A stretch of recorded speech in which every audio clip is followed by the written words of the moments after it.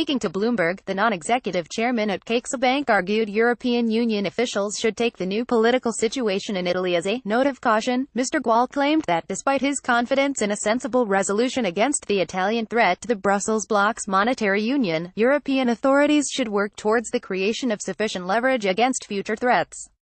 He said, "I think the crisis of the new political situation in Italy will be managed and the system is robust. Nevertheless, I think it sends a note of caution to the European authorities that we cannot afford complacency in the building of a full and complete banking union."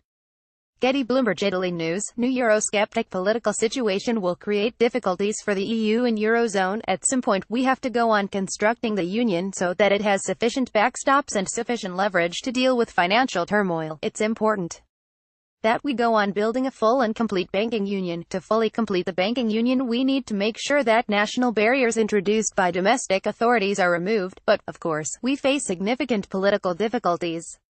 I think it sends a note of caution to the European authorities that we cannot afford complacency. Jordi Gual, this can be achieved, but it would be important that at the same time, the Eurozone provides with instruments of risk sharing to all the members of the zone, and in so doing what we will achieve will be a reduction of the level of risk for the whole system, so there's no actual contradiction between risk sharing and risk reduction. The two of them go together. Mr. Gual's comments come as Five-Star Movement leader Luigi Di Maio and League leader Matteo Salvini pushed for Eurosceptic economist Paolo Savona to be Italy's next finance minister of their populist government. In a paper from 2015 based predominantly on the euro, Mr. Savona argued the European Central Bank lacked a broad mandate like that of the U.S. Federal Reserve to enact better monetary policy and that the Eurozone countries lacked sufficient political union, with no clear solution in sight for either problem. He wrote, "The future of the euro still lies in its past. Not having found a consensus on what to do or leaders capable of filling the gap, collapse is always possible." The prospect of a populist government intent on challenging the EU hierarchy on many issues has rattled unnerved Italy's eurozone partners.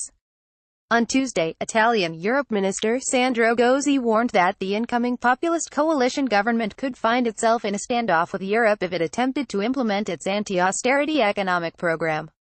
The incoming administration's vehemently Eurosceptic policy program has sparked fears that Italy could leave the Eurozone after a Brexit-style referendum.